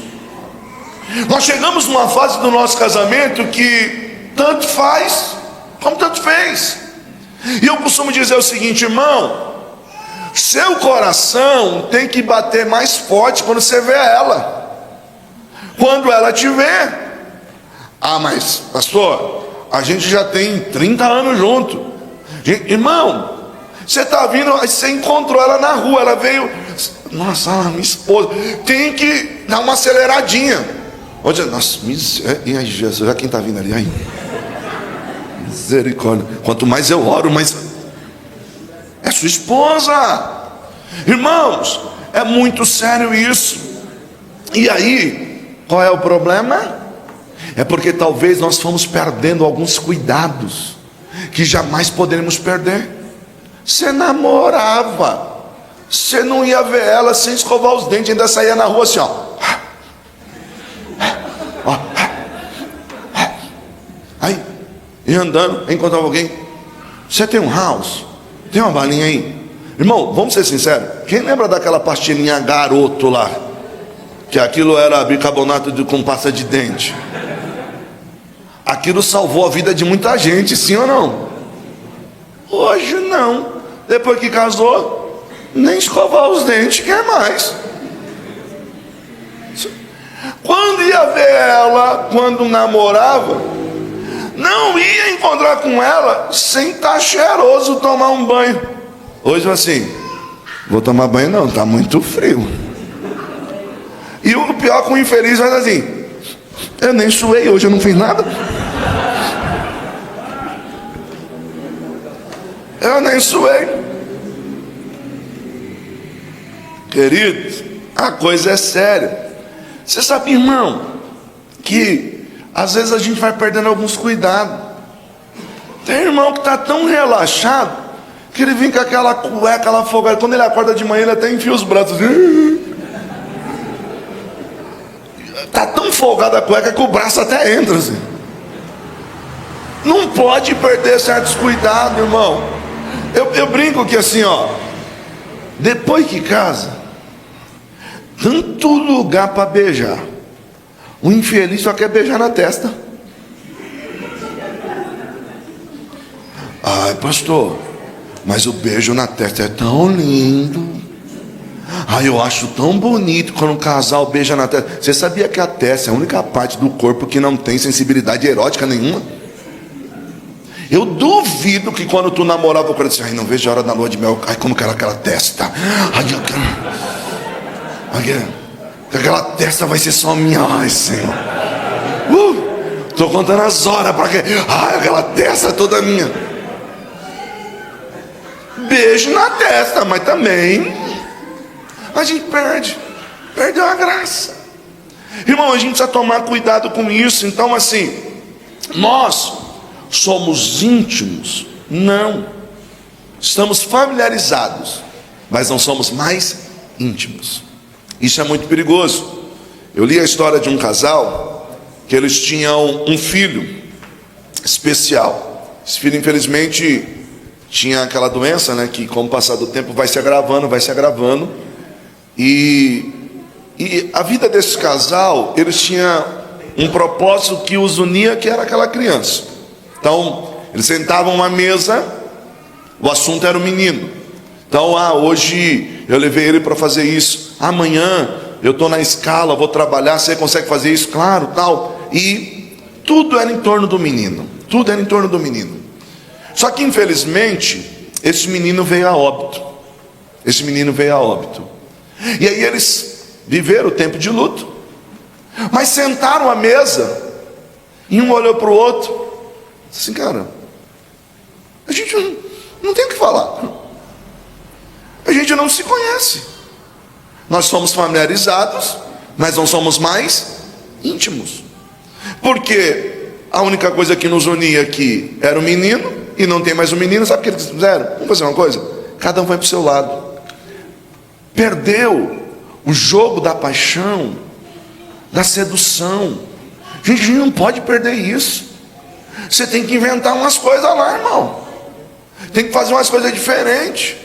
Às vezes você está vindo para casa assim: eu sei que ela gosta disso, eu vou comprar. Irmã, você sabe que ele gosta quando você põe uma roupinha lá especial, diz assim: hoje eu vou fazer uma surpresa para ele, né? De vez em quando ele está lá, passa, dá uma trombada nele, ele diz assim: será que eu entendi? Aí tu faz o mesmo caminho da volta e dá uma trombada nele, diz assim: acho que é. A gente vai perdendo isso. Então o perigo hoje é a mesmice. E, gente, eu conversei com uma pessoa uma vez, e aparentemente essa família era uma família estruturada. Era uma família que você olhava assim, eles não eram cristãos, né? Eles eram bem-sucedidos, a esposa profissionalmente, uma professora bem-sucedida, o homem também um funcionário público também, bem-sucedido na sua área e tal, os filhos encaminhados, todos estudando. Mas eu vi esse homem, comecei a ver com uma certa constância sozinho, e como a gente tinha uma certa proximidade por conta do lugar onde morávamos, um dia eu conversei com ele, falei: está tudo bem, né? Eu vi ele meio abatido, e esse cara começou a se abrir comigo. E ele começou a dizer assim: cara, não sei se você está sabendo, eu e a fulana, nós nos separamos. Eu falei: nossa, sério? E aí ele falou: o que acontece é o seguinte, ela começou a ficar meia depressiva, não estava muito legal, começou a entrar num quadro depressivo, e nós fomos procurar um profissional, fomos procurar um psicólogo. E esse cara começou a conversar com ela. E aí, olha como que a coisa é séria, e com respeito a todos os profissionais, mas você precisa aprender a procurar uma pessoa que é de Deus. E aí esse camarada deu um diagnóstico a partir daquilo que ela falou, porque eles tiveram, o filho mais velho deles, eles tiveram quando namoravam, e aí ela ficou grávida e eles casaram. E o conselho do psicólogo foi o seguinte: o que está acontecendo com você hoje é porque você interrompeu uma fase da sua vida por conta dessa gravidez indesejada. Então você está precisando reviver aquilo que você perdeu. Então você precisa retomar a sua vida. E o esposo e a esposa conversaram, e ele falou assim: se for para ver você melhor, tudo bem. Então eles moravam numa casa e tinham um apartamento. Ele compartilhou isso comigo. Falou: fui lá, desmontei o guarda-roupa dela, montei lá no apartamento, e nós achamos por bem então nos separarmos para ver se ela melhorava, para ela retomar a parte da vida dela. O que começou a acontecer com essa mulher? Ela começou a frequentar lugares que não ia, porque a outra hora era casada, agora ela está aparentemente separada. Começou a ir para o barzinho, começou a sair, e parece que a vida, não, você começa a querer viver uma vida de adolescente. Aparentemente parece que a coisa melhorou. O problema é que numa saída dessa, ela conheceu alguém, e aí parece que tudo aquilo reacendeu. Na verdade, o casamento entra na mesmice, e aí tudo aquilo que você vivia antes é despertado da maneira errada pela pessoa errada, sendo que na verdade você que não deveria deixar o seu casamento cair na mesmice. Eu não estou dizendo acerca do quadro que ela viveu, que todo mundo pode viver, mas o problema é que um conselho errado destruiu duas casas. Por quê? Essa mulher conheceu esse alguém e falou para o esposo: bom, a gente estava separado de corpo, mas agora eu quero separar mesmo, porque eu acho que eu vou dar um novo rumo à minha vida. E o que é pior, o cara que ela conheceu também era casado. Um conselho destruiu duas famílias. E eu conversei com esse homem, conversei com ele, falei algumas coisas, e sabe o que ele falou para mim no final da fala? Por que eu não procurei você antes de ir procurar o psicólogo? E eu falei para ele: não, nós vamos orar para Deus restaurar o seu casamento, tudo. Só que qual é o problema? Ela já tinha se envolvido com alguém. Então assim, gente, é muito sério. Crie ambientes, não perca, sabe, a intimidade, e principalmente passando pela linha da sexualidade, sabe? Você tem que brincar. Quando eu brinquei com você, falando assim, ó, fala, esse corpite aí é meu. Irmão, a mulher precisa ouvir, você precisa falar para ela, né? Faz uns elogios mais ousados lá para ela, você e ela, não é pecado não. É porque às vezes a gente tem um linguajar tão espiritualizado, que às vezes a gente tem até medo, aí você se torna familiarizado. Oh, meu amor, por gentileza, serva do Deus Altíssimo, será que hoje, se não fosse te atrapalhar o seu momento litúrgico, nós poderemos ter um tempo de carícias? Para, irmão, você é esposo deve vir aqui, que hoje eu vou te arrebentar. Hoje eu estou ousado. Você também, irmã, não é pecado não. A gente tratou às vezes de um assunto de um casal.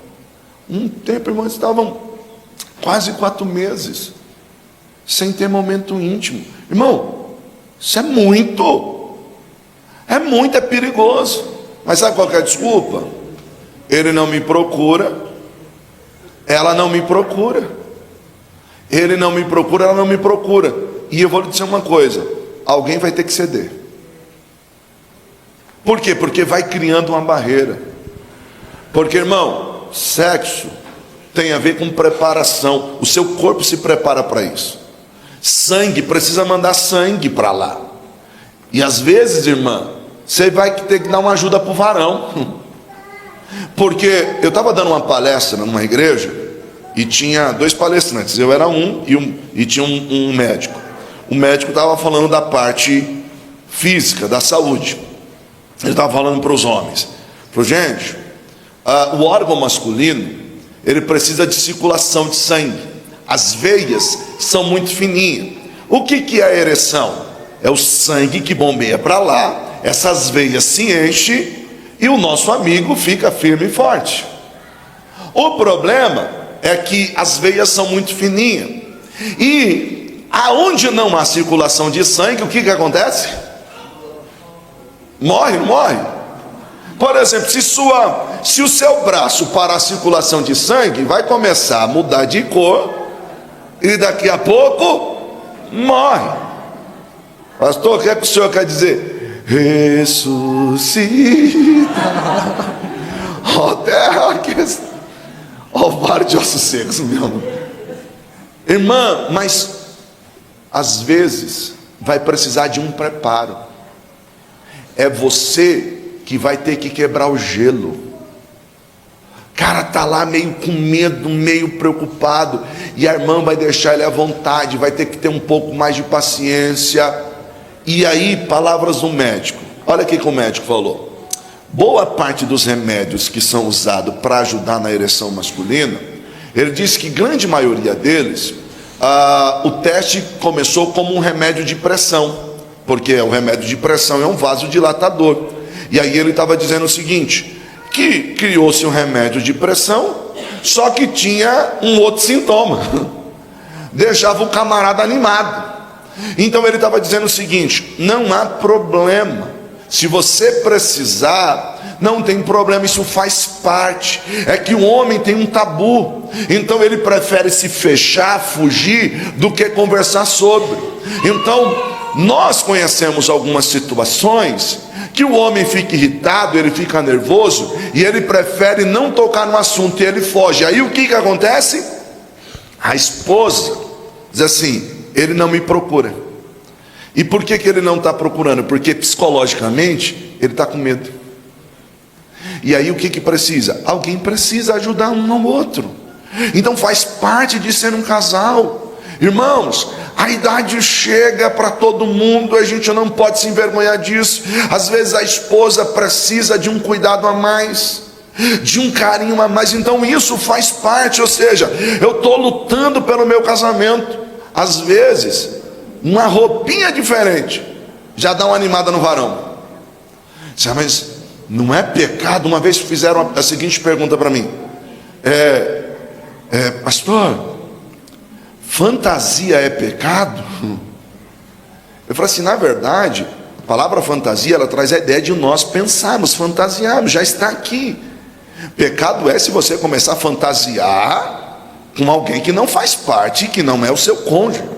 Mas não tem problema algum, desde que você não está ferindo princípios estabelecidos pela palavra de Deus. Então pode fazer uma brincadeirinha. Minha irmã, se você quiser lá se vestir lá de caçadora lá e falar pro varão, se esconde que agora eu vou lhe caçar.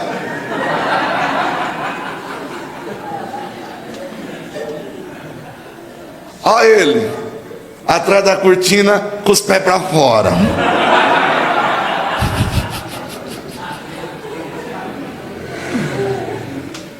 Percebe? Às vezes nós precisamos criar um ambiente. Os filhos nascem, é o filho, irmão, a coisa está tão séria que até os pets estão atrapalhando a vida íntima do casal. Cachorro dorme na cama o tempo todo, e toda vez que o varão quer dar um cheiro na varoa,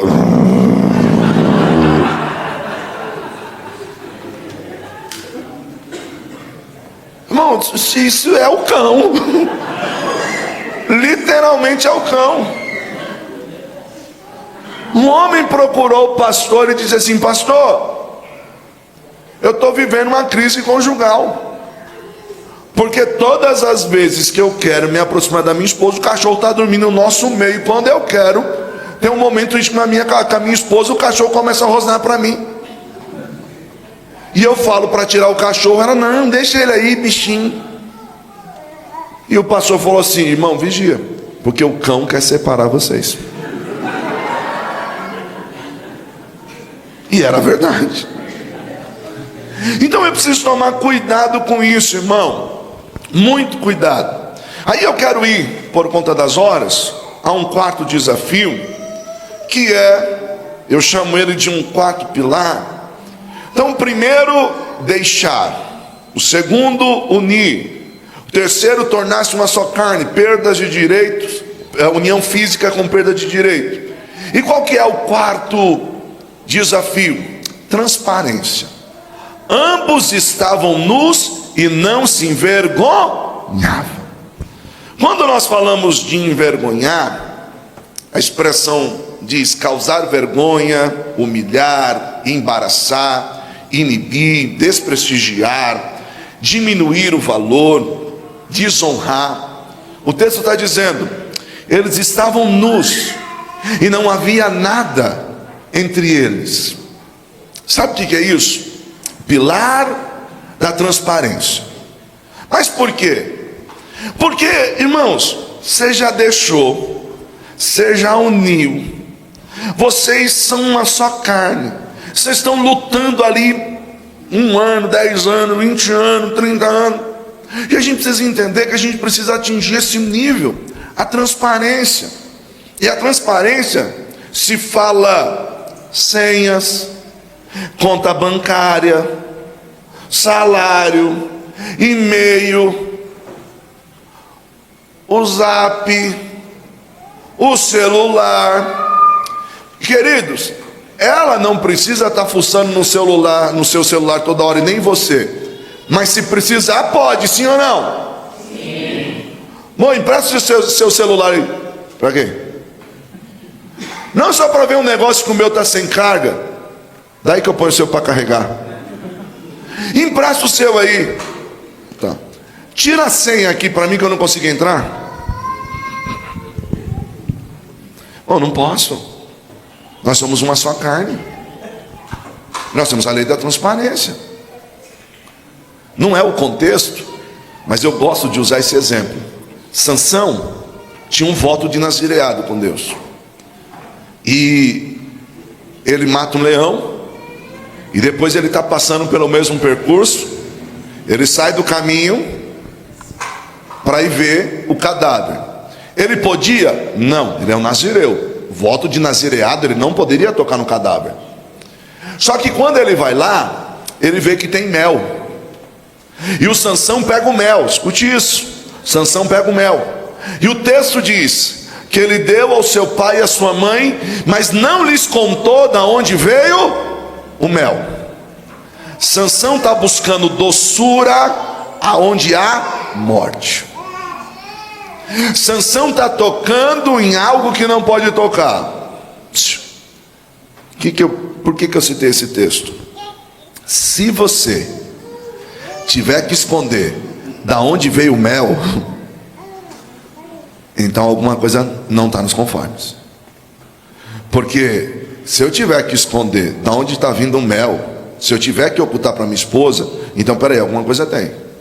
Ontem até vivi uma situação interessante. Eu dei uma passadinha na casa da minha mãe.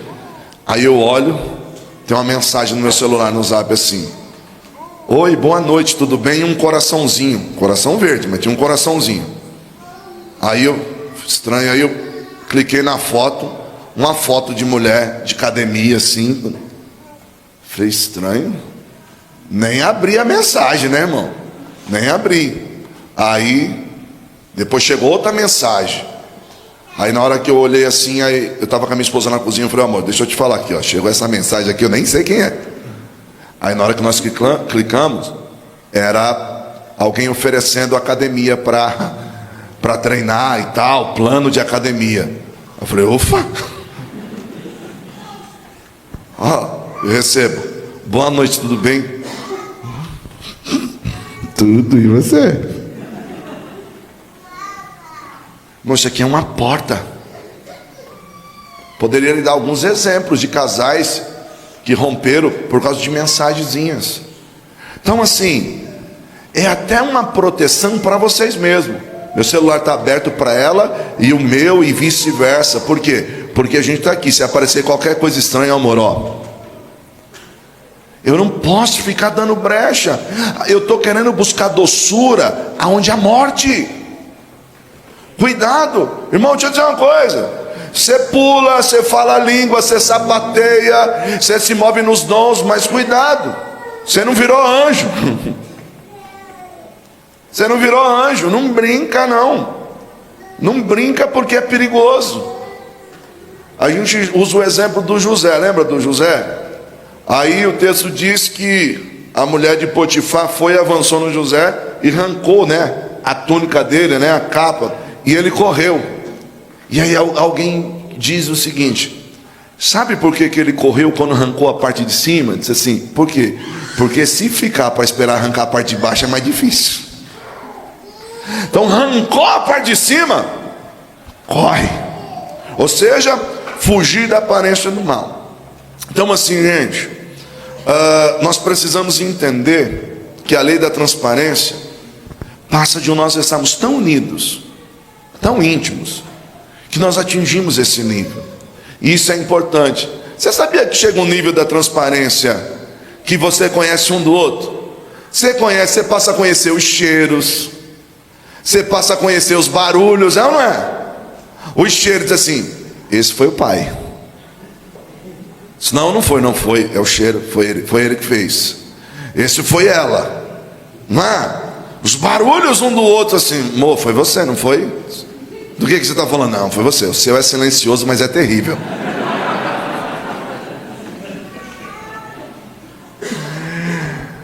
Irmãos, você se tornou uma família. Você se tornou uma família. E aí, como é que eu faço para começar a atingir, eu estou caminhando para o fim, para atingir esse estágio da transparência, para que eu possa ter uma vida melhor? Dr. Gary Chapman, ele, quando escreve o seu livro As 5 Linguagens do Amor, ele cita que todos nós temos uma linguagem primária de amor, que é a ideia de que todos nós expressamos amor de uma forma. Então, quando eu estou falando de amor, a gente confunde essa palavra amor com qualquer coisa. Eu amo pescar, eu amo fazer compra, eu amo. Só que na verdade, nós muitas das vezes usamos a palavra amor para justificar nossas atitudes, e por conta disso, alguém mata e diz que foi por amor. Alguém bate no outro e diz que foi por amor, e na verdade não é. Então o que nós precisamos compreender? Que todos nós temos uma expressão de amor dentro da vida conjugal, todos nós.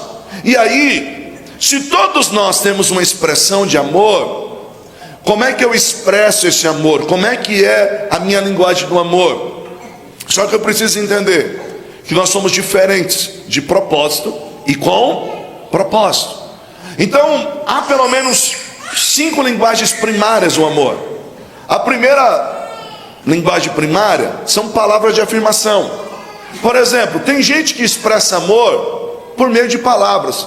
Nossa, como você é linda. Nossa, como eu te amo. Nossa, você é tão bom. Em contrapartida, o outro tem uma outra linguagem de amor. Qual é a linguagem de amor dele? Atos de serviço. Você percebeu que o jeito de alguém falar que ama é prestando serviço?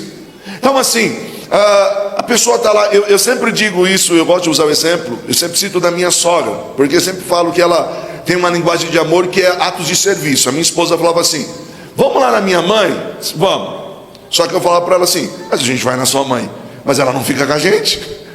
Por quê? A Cláudia falava assim, mãe, senta aqui, nós viemos visitar a senhora, vamos ficar. E ela, tá bom. Aí ela sentava, daqui a pouco ela ia para a ponta da cadeira, daqui a pouco ela levanta e vai fazer alguma coisa. Por quê? A expressão de amor dela é o quê? Fazendo alguma coisa para nós. Outros já têm a linguagem de amor, tempo de qualidade. Então assim, não adianta, tem que parar ali, parar um pouquinho. Agora você imagina, irmão, um homem que tem a expressão de amor, atos de serviço, e uma mulher que tem expressão de amor, tempo de qualidade. Aí ela fala para ele assim, amor, senta aqui, você nunca fica comigo. Olha ele sentado, daqui a pouco ele começa a bater o pé, daqui a pouco ele começa a mexer, ele diz assim, espera aí que eu vou aí atrás de alguma coisa, porque ele está preocupado, eu preciso expressar meu amor, então eu vou comprar alguma coisa, eu vou fazer alguma coisa. E o outro diz assim, nossa, você não gosta de ficar comigo? Então nós temos linguagens de amor diferentes. Uma outra linguagem de amor, presentes. Tem gente, irmão, que você reparou que ele traz lembrancinha, ele faz isso, só que qual é o problema dele? Ele faz, porque a expressão de amor dele é essa, só que ele cria uma expectativa do retorno, e ele diz assim, eu lembro de todo mundo, ninguém lembra de mim.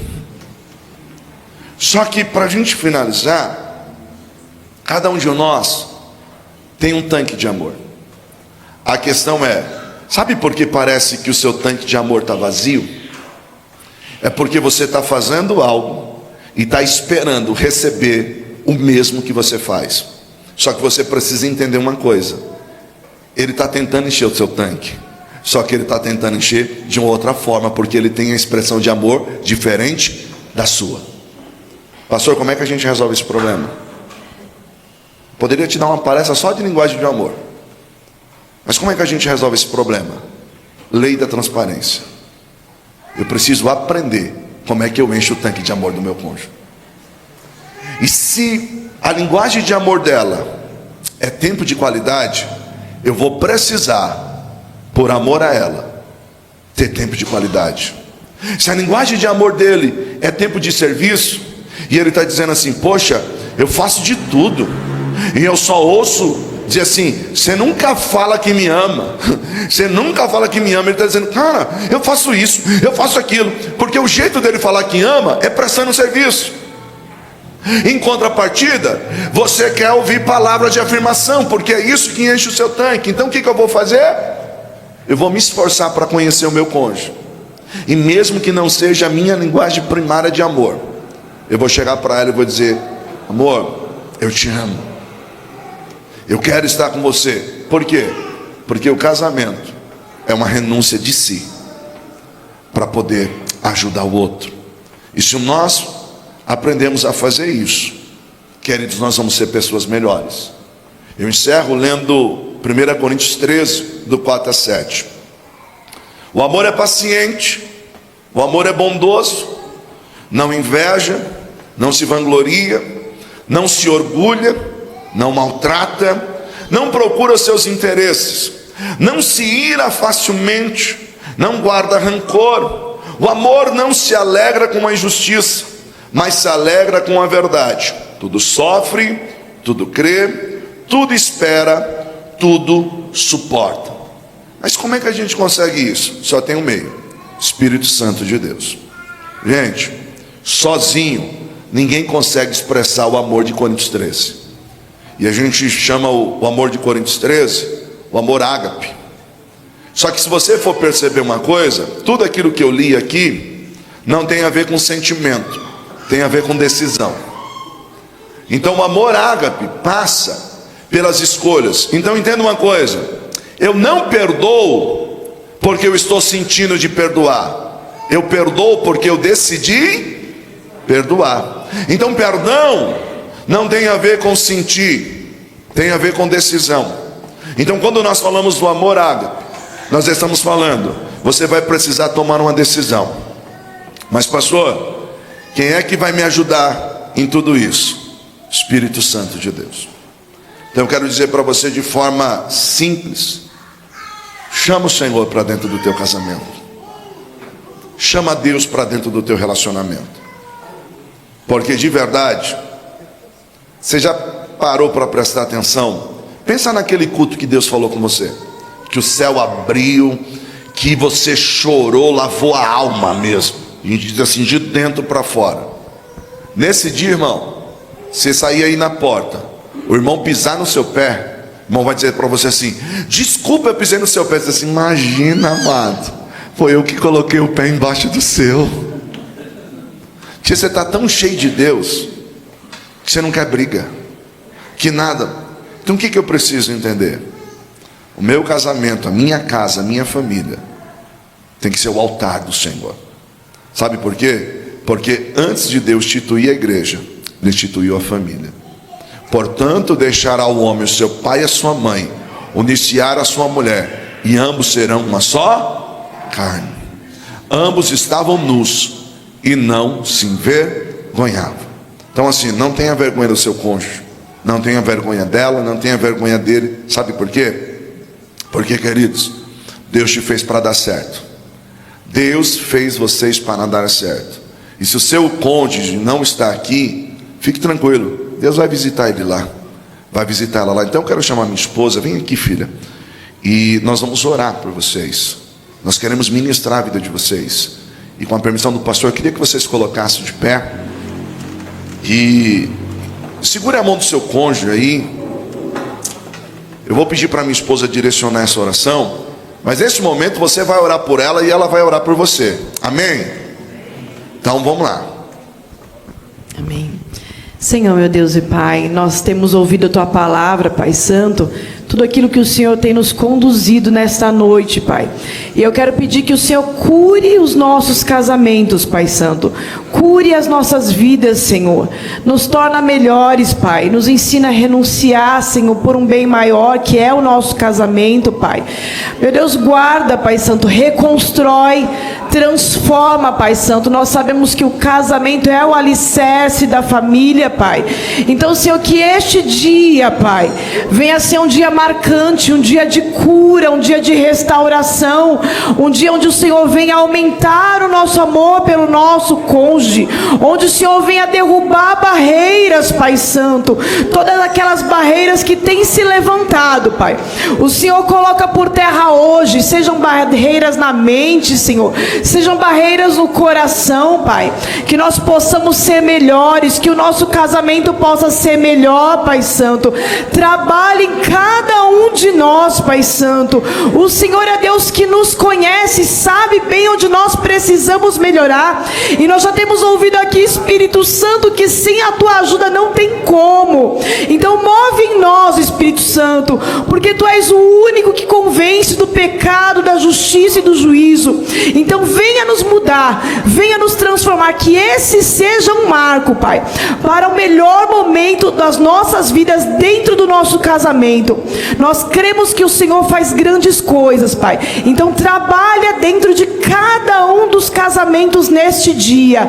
Nós pedimos, Pai, crendo, e te agradecemos em nome de Jesus. Amém. Amém, mas agora tem aquele... Todo encontro de casal tem que ter beijo, não tem, irmão? Vocês... Calma aí, segura, varão. Misericórdia. Eu falei, tem que ter beijo, os irmãos já...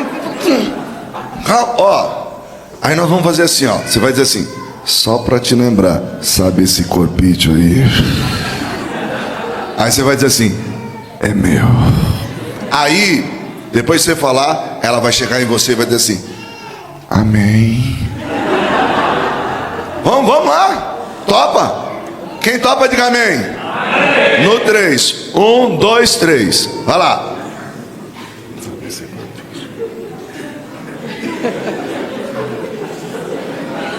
Cadê? Ela falou amém? Ela falou? Então agora, no 3, você vai dar aquele beijo bem bonito. Vamos lá? 1, 2, 3. Olha, irmão, amém, amém. Irmão, gente, que Deus abençoe. Aplaude Jesus, que Ele merece. Obrigado, pastor.